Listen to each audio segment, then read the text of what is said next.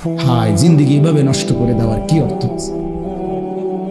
চেহারা দেখলেই তো বোঝা যায় দিনের পর দিন নামাজ পড়ো, ফজরের নামাজ খোদার 365 দিন, এক বছর, 365 দিনে এক বছর, 365 দিনে কোনো দিন ফজরের নামাজ পড়লো না, কোনো দিন উঠলো না।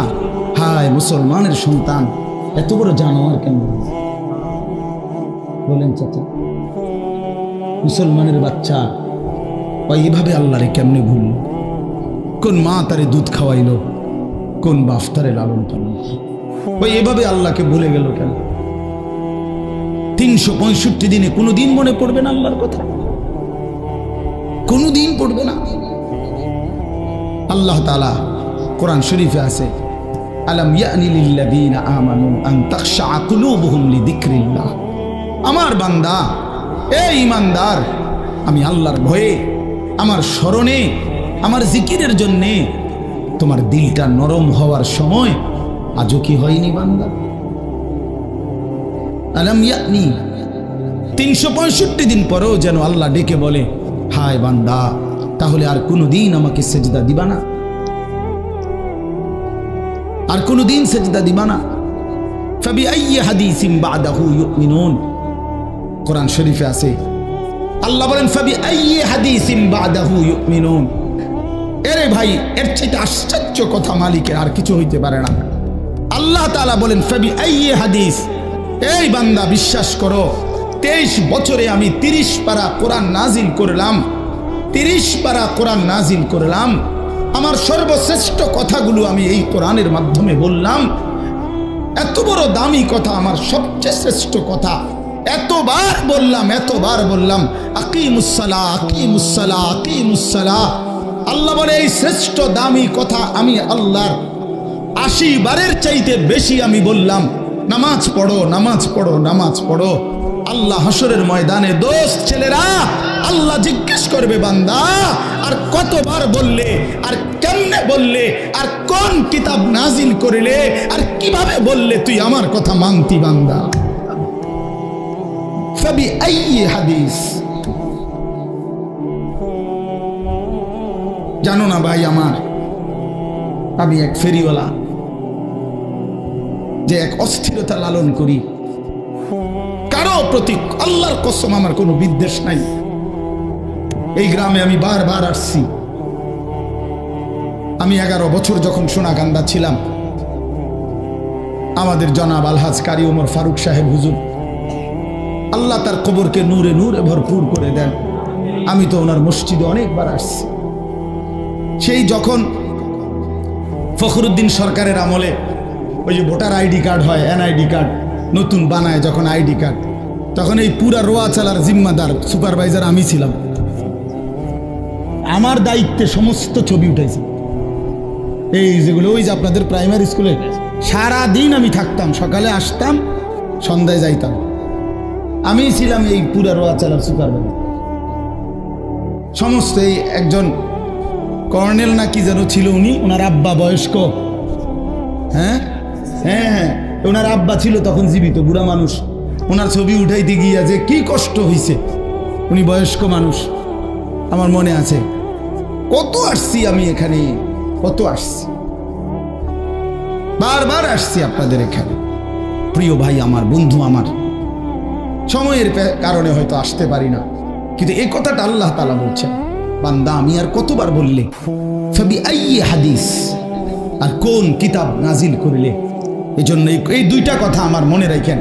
এই একটা কথা হলো এইটা, যে হাসরের ময়দানে আল্লাহ জিজ্ঞেস করবে বান্দা, এখানেই জিজ্ঞাইছে কোরআনে, যে বান্দা আমি আর কেমনে বললে, আর কোন কথা বললে, আর কতবার বললে, ইত্তাকুল্লাহ, ইত্তাকুল্লাহ, ইত্তাকুল্লাহ, ইত্তাকুল্লাহ, ইত্তাকুল্লাহ। কোরআনে বারবার আছে, বারবার আছে কিনা বলেছে। ওই আমার ছাত্র তো অনেক প্রিয় ছাত্র, মৌলানা তৌফিক, ওদের বাড়িতে আমি কত গেছি, অনেক মহব্বতের ছাত্র ছিল সে আমার। এই জন্য কইতে লাগছে যে আপনি শুরু করতে, আমি বুঝছি এইতেই শেষ করে লেগে যেটাই হুজুরের প্রশংসা করতে গিয়ে হইতে চাঁদের দেশে উঠে নিতেছিল। ফাবিআইয়ি হাদিস, আল্লাহ বলেন বান্দা আমি আর কোন কথা বললে ইউমিনুন, এরপরে আর কি বললে তুমি মানবা? হে ঈমানদারগণ, ইয়া আইয়ুহাল্লাযীনা আমানু, কোরআন শরীফে আল্লাহ বারবার ডাক দিছে আমাদেরকে, হে ঈমানদারগণ, হে ঈমানদারগণ, হে ঈমানদার। প্রিয় ভাই শুনেন বাবা, 89 বার, 8, 9, 89 পুরা কোরআনুল কারীমের মধ্যে মোট 89 বার আল্লাহ তাআলা আমাদেরকে ডেকেছেন, হে ঈমানদারগণ, হে ঈমানদারগণ, হে ঈমানদারগণ। যুবক, আর কতবার ডাকলে তুই নামাজ পড়তি? বল ভাই আমার, বন্ধু আমার, এই কোন চেহারা বানাইলাম? কার মতো সাজলাম? এই চুল কার মতো? এই জামা কার মতো? এই প্যান্ট কার মতো? সারাদিন মোবাইলের এই অসভ্যতা, অশ্লীলতা, বেহায়াপনা, নোংরামি, সারা রাত উলঙ্গ ছবি দেখা, জিনা ব্যভিচারের দৃশ্য দেখা। আমার প্রিয় ভাই, এভাবে ভুলে গেলাম আল্লাহকে, এভাবে ভুলে গেলাম।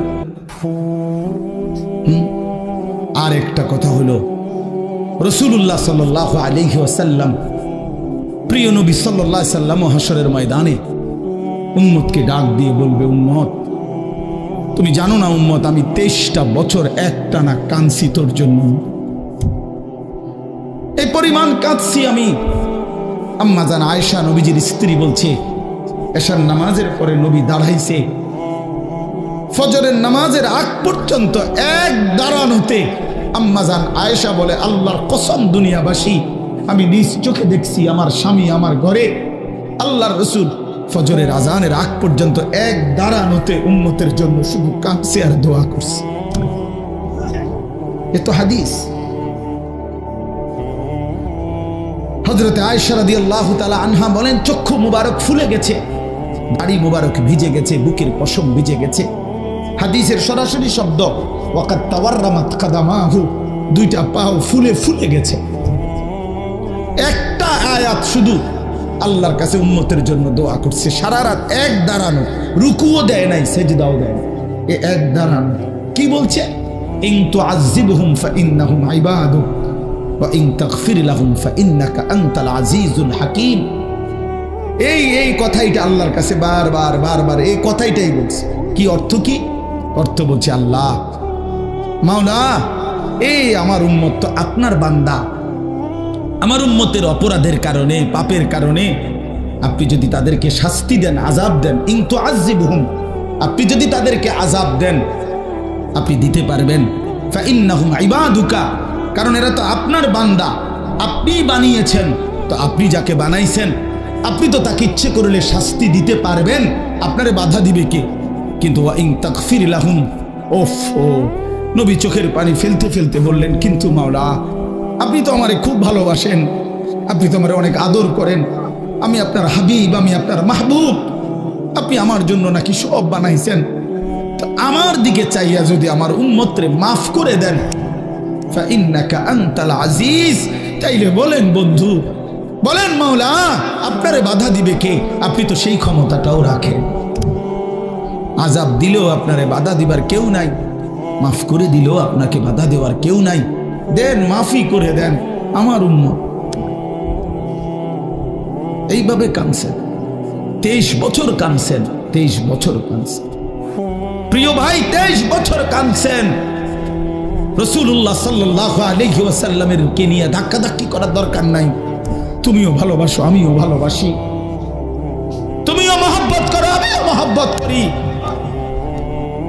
রাসূলুল্লাহ সাল্লাল্লাহু আলাইহি ওয়াসাল্লামকে ভালোবাসো, নবী সাল্লাল্লাহু আলাইহি সাল্লামের এক এক ফোঁটা চোখের পানির কদর করো ভাই। আল্লাহর নবী বলবেন, উম্মত 23টা বছর আমি কেঁদেছি, আমি নিজের পিঠ দেখাবে, আমরা কিতাবে পড়ছি, উর্দু কিতাবে আল্লাহর নবী বহু উম্মতকে নিজের পিঠ ছড়াইয়া দেখাবে, আমার উম্মত আমার পিঠটা দেখো, তায়েফের পাথরের আঘাতে আমার পিঠটা চালনির মতো ছিদ্র ছিদ্র হয়ে গেছে, আমি এই পরিমাণ পাথরের আঘাত সইলাম, আমি রক্তে দেহ ভাসায় ফেললাম, ক্ষুধার কষ্টে পেটে 2টা পাথর বাঁধলাম, উহুদের দান দান শহীদ করা রক্তে আমি বেহুশ হয়ে উহুদের ময়দানে পড়েছিলাম, আমার ঘরে 3 মাস চুলায় আগুন জ্বলে নাই, 3 মাস নবীর ঘরের চুলায় আগুন জ্বলে নাই। আম্মাজান আয়েশা কসম করে বলছে যে আমাদের কোনো বিবির ঘরে 3 মাস চুলায় আগুন জ্বলে নাই, আমরা শুধু খেজুর আর পানি দিয়ে জিন্দেগি কাটাইছি। তো নবী বলবে, হাদিস কোরআন তাফসিরে আছে বন্ধু, আল্লাহ তাআলা বলছে বন্ধু, নবীকে আল্লাহ বলছে, কোরআন শরীফে আছে সূরা নিসার মধ্যে আল্লাহ বলছে, বন্ধু আপনার সামনে আমি আপনার উম্মতের আমলনামা দেখাবো, আপনার সামনে খুলমু, আপনারে দেখাবো আপনার উম্মতের আমলনামা। এই নবী তখন আমলনামা দেখা যখন দেখবে পৃষ্ঠার পর পৃষ্ঠা নামাজ নাই, সেজদা নাই, 30 বছর মিথ্যা বললা, 30 বছর সুদ খাইলা, 50 বছর ধরে বিড়ি সিগারেট, 60 বছর 70 বছর এই নাফরমানির উপরে কথায় কথায় গালি, অবৈধ উপার্জন, হারাম, সুদ, ঘুষ, মদ, জুয়া, চুরি, ডাকাতি, বেহায়া, বেপর্দা, জিনা, ব্যভিচার, অসভ্যতা, নোংরামি। আল্লাহর কসম নবী বলবে, উম্মত এটা কি দেখাইলি, উম্মত এটা কি দেখাইলি, কার জন্য কাঁদলাম আমি কার জন্য পাথরের আঘাত সইলাম, আমি পেটে পাথর বাঁধলাম কেন? তাইলে এ কি এমন নামাজ কই, ফজর কই, 365 দিন তো পৃষ্ঠা উল্টাইলাম উম্মত, একটা সেজদা নাই, কোনো দিন ফজরের নামাজ নাই। আমি এই আমলনামা নিয়ে সুপারিশের জন্য মালিকের সামনে কেমনে দাঁড়াবো? নবী বলবে, উম্মত তুই আমার এত বড় মাথাটা কেমনে ছোট করে দিলি?